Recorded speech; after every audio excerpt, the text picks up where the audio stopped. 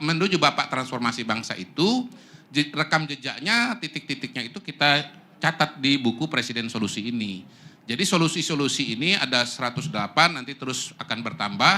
Karena ini kan baru catatan sekitar 1,5 tahun, kita sangat yakin bahwa ini akan terus bertambah. Dan akumulasi dari Presiden Solusi itu adalah akumulasi dari PS, dari Presiden Solusi itu, ujungnya adalah SP, Satrio Piningit, yang akan membuat kondisi Indonesia menjadi lebih baik. Terima kasih Pak Budi. Udah jadi Ratu Adil pula Pak Prabowo nih kan. Ya, Mr. Q, kan artinya... Bukan saya yang nyebut Ratu Adil ya, Anda ya. Dia kan Satrio Piningit Ratu Adil. Iya, Adil. walaupun saya memang mancing-mancing Anda. Dan berhasil. Dan saya berhasil dipancing. Kita sedang juga dipancing ini. Sur pula kita. Mr. Q, artinya kan nggak ada masalah fundamental. Ya mungkin dalam hal aspek transformasi banyak hal yang kita apresiasi lah. Misalnya kayak sumber daya alam tadi ya kita lihat di banyak negara hari ini orang kayanya ya dari ekstraktif udah sedikit lah. Lebih banyak sektor tech dan lain-lain ya. Ya jadi ini udah kita lagi mengikuti tren global lah sebenarnya. Tapi kan artinya nggak ada problem fundamental. Ini problem psikologis, problem trust kata Mr. Q tadi. Nah apa selangkah solusinya menurut Mr. Q untuk mengatasi ini dalam jangka pendek? Kita perform pun secara policy tapi trustnya menurun, ini kan juga problem jadi gitu. Begini, supaya diskusinya jangan diskusi ekonomi. Kan yang penting tuh begini, pemerintah menyadari adanya masalah dan hal-hal yang harus diantisipasi. Dan karena itulah kemudian kemarin kan ada Menteri Keuangan dan Gubernur BI bersama Pak Dasko sudah bertemu dan merumuskan langkah-langkah yang akan diambil. Yang penting adalah pemerintah itu jauh dari tone deaf, ya, jauh dari tone deaf, melihat dan mendengarkan masalah-masalah yang ada, ya. Apalagi sekarang bakomnya namanya M Kodari, insya Allah ya. Kita insya Allah akan mendengarkan secara cermat apa-apa yang disampaikan oleh masyarakat, oleh media sebagai masukan dan catatan untuk perbaikan. Yang sedang berlangsung pada hari ini adalah pemikiran, kemudian langkah-langkah, solusi-solusi dari Pak Prabowo untuk melakukan perubahan dan transformasi dari suatu alam pikiran yang mendominasi Indonesia sekian lama. Dan tepat sekali kalau teman-teman juga membuat suatu epistemic community di tempat ini, melalui tempat ini yang mendukung cara berpikir dan menjelaskan alam pikiran dari Presiden Prabowo Subianto. Salah satunya adalah dengan buku Presiden Solusi. Gitu. Mantap. Itu kalau Mr. Q udah ngomong Pak Prabowo, Satrio Piningit, Mas Yusya dan Bang Acil gak mungkin menurunkan lagi kan. Jadi orang biasa lagi gak mungkin dong. Hah? Nggak, mumpung sekarang lagi ada film Star Wars kan, Mandalorian and Grogu. Ya ini Pak Prabowo ini Master Jedi, ini apa Master Yoda ini. Master Yoda yang mendidik begitu banyak orang. Dari Taruna Nusantara, kemudian berbagai macam kelas-kelas. Kemarin juga saya di Hambalang datang ada kelas calon pemimpin BUMN. Ini kan para Jedi-nya Presiden Prabowo. Jadi Jedi-Jedi akan lahir di tempat ini, University Club. Mantap. Ya, dengan guru besar Master Yoda. Prabowonomics. Terima kasih. Jadi kalau di dunianya Gus Romi, ya kan, Pak Prabowo itu kiai besarnya, kiai hostnya. Nah kita mau nanya ke Gus-Gusnya nih, sebelah kanan. Nah, Gus Yuza dan Gus Acil nih kan. Ya coba Bang Yuza, ini kenapa balik ke basic lagi, mungkin mau menambahkan lah ya. Asbabun nuzulnya ada buku Presiden Solusi ini, harusnya kan bikin Presiden Solusi itu di tahun 2028 gitu ya. Atau 4 bulan sebelum Pilpres gitu ya Bang Yuza ya. Tapi kenapa di jelang belum 2 tahun ini berjalan, buku Presiden Solusi ini udah dikeluarkan. Apa yang melatar belakangnya itu Bang Yuza? Ya baik Mike. Jadi saya beberapa bulan yang lalu baca satu biografi. Ted Sorensen namanya, dia adalah penulis naskah dari John F. Kennedy. Ted menuliskan bahwa bagi orang-orang yang bekerja di kantor presiden, kalian memiliki beban sejarah seperti apa yang saya alami dulu. Untuk menuliskan dan merekam sejarah in the making. Nah dari quote itu saya merasa saya, Pak Kodari, Pak Acil yang bahasanya Mas Miftah itu di ring setengah dan hampir setiap hari kami melihat Bapak Presiden bekerja, membuat keputusan, saya merasa punya beban sejarah itu juga. Dan saya juga kedua tergelitik ya, karena banyak para komentator di media sosial menyampaikan bahwa Bapak Presiden kita tidak mengerti masalah. Disampaikan Presiden kita berjarak dengan masalah. Dihambat untuk mengetahui masalah-masalah apa yang ada di lapangan. Dan kami melihat itu tidak benar. Yang benar adalah Bapak Presiden itu tidak berkenan bicara jelek tentang orang lain. Beliau tidak berkenan membuat kekhawatiran di publik. Oleh karena itu setiap kali mau bicara soal masalah, beliau meminta media untuk keluar ruangan. Dan ini terjadi di banyak rapat kabinet. Yang terbuka, misalkan rapat kabinet terbuka, kami ada di situ sepanjang rapat kabinet, kami melihat Bapak Presiden membuka, media dapat meliput dan merekam. Tapi ketika sudah mau masuk, bicara yang gak enak, media diminta keluar. Akhirnya terciptalah persepsi itu Presiden Prabowo tidak mengetahui masalah. Padahal yang kita bahas dan kita saksikan sehari-hari Bapak Presiden kita bicara masalah. Bahkan masalah yang tidak diketahui oleh orang. Ya benar. Nah, yang berikutnya saya juga melihat gini Mas Budi, Mas Ari. Jadi ternyata setelah kami survei, publik itu tahu Pak Prabowo punya program MBG, punya Koperasi Merah Putih, punya program-program lain, sekolah rakyat, sekolah unggulan, layar pintar. Namun ternyata publik belum memahami kenapa program-program itu lahir. Masalah apa yang ingin dipecahkan dari masing-masing program. Bapak kita ini, Bapak Presiden kita merasa semua harus dideliver secepat-cepatnya. Karena rakyat gak bisa menunggu. Rakyat membutuhkan makan hari ini. Rakyat membutuhkan pupuk hari ini. Rakyat membutuhkan kemudahan hari ini juga. Sekolah-sekolah perlu dideliver secepat mungkin. Oleh karena itu menjawab kenapa baru 18 bulan sudah begitu banyak solusi yang disampaikan. Nah, kenapa formatnya buku, Mas Budi, Mas Ari? Karena saking banyaknya inovasi kebijakan publik yang dilakukan oleh Bapak Presiden dan kapasitas media sosial yang semakin hari semakin sempit dari sisi apa yang bisa disampaikan, publik ini sepertinya lost track. Bahkan mungkin pejabat-pejabat di lingkungan kabinet pun lost track.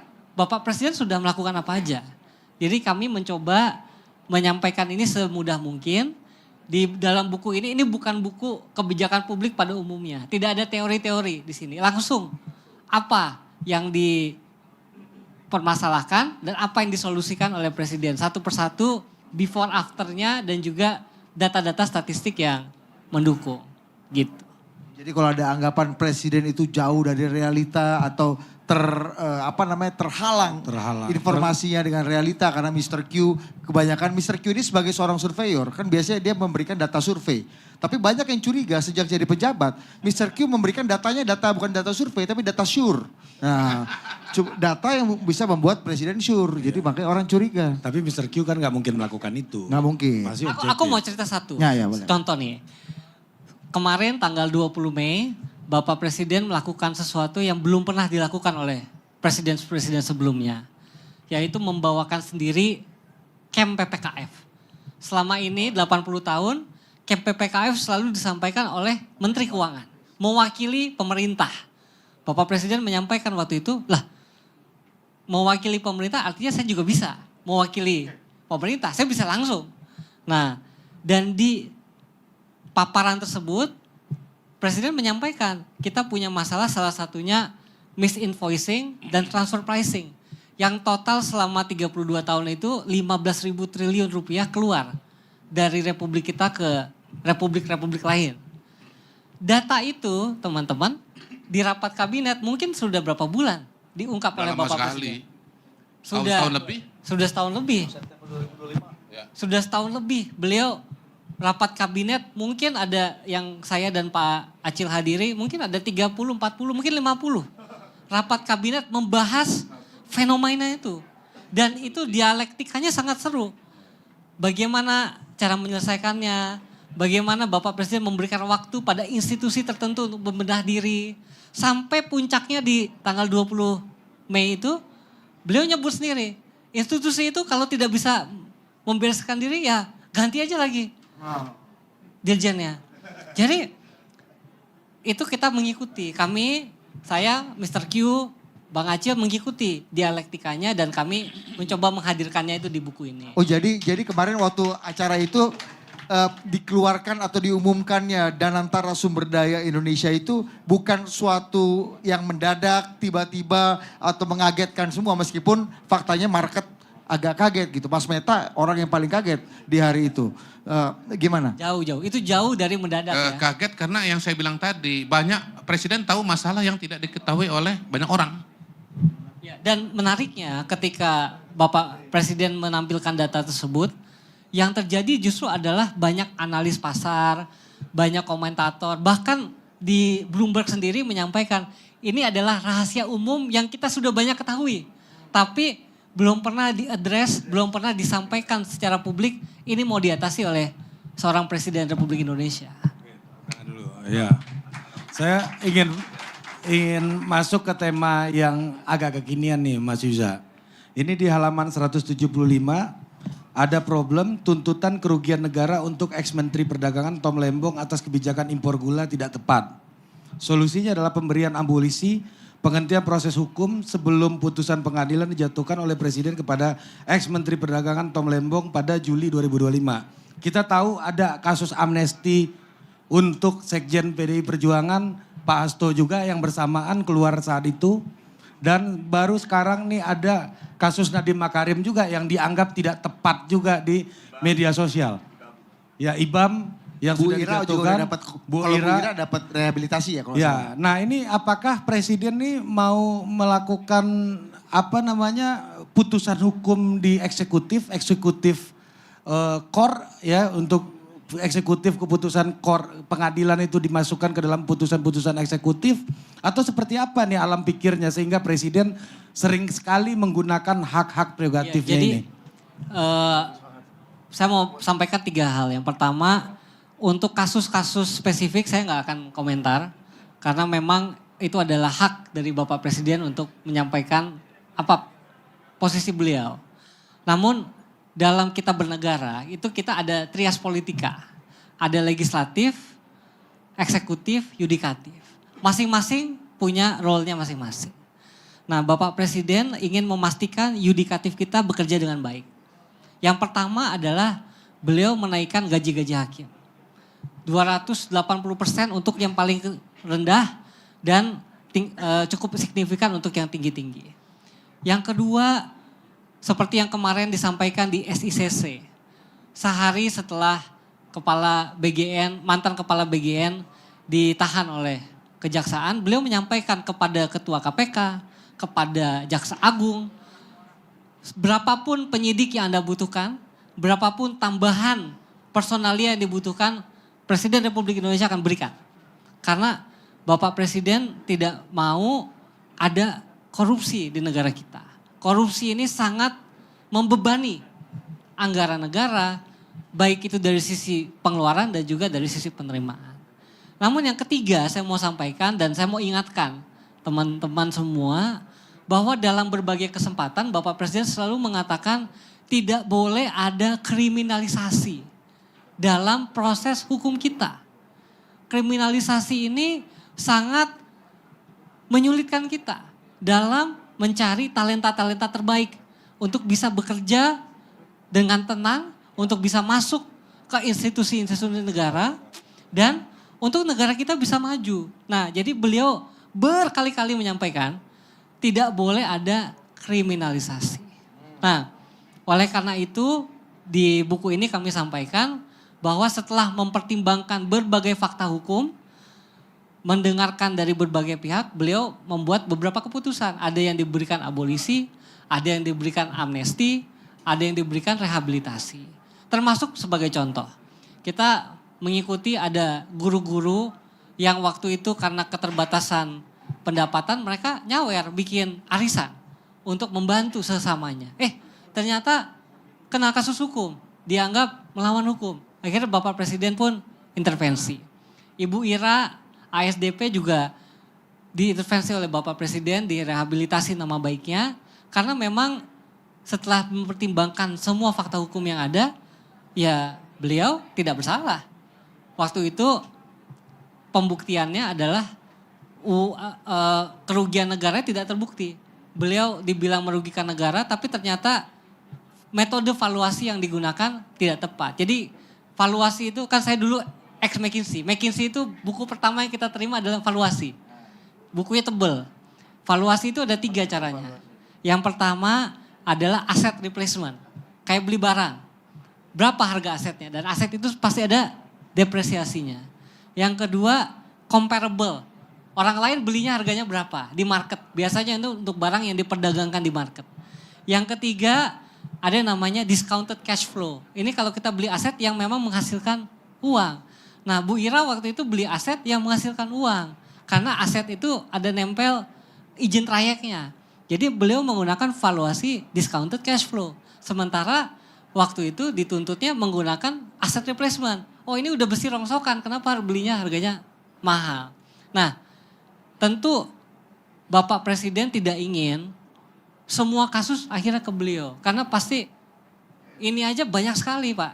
Setiap hari kami di Hambalang atau di istana, kami harus mengikuti berbagai permasalahan yang harus dipecahkan oleh Presiden. Gak mungkin Presiden harus memecahkan setiap masalah kriminalisasi. Jadi secara sistemik beliau mencoba memperbaiki supaya ke depannya kasus-kasus kriminalisasi bisa kita tekan seminim-minimnya.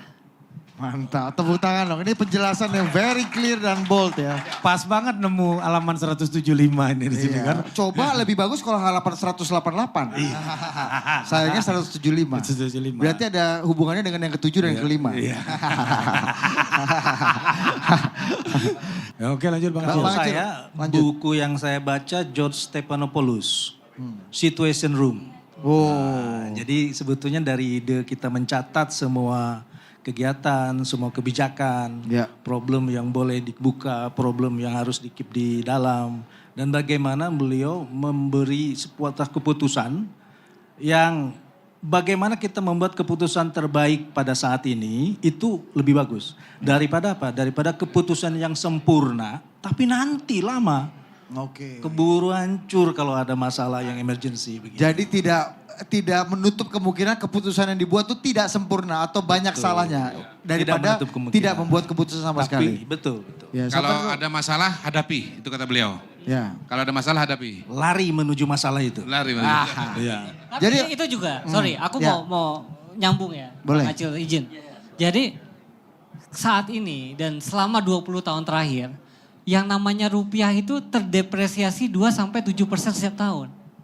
Tiap 20 tahun terakhir, selalu turun.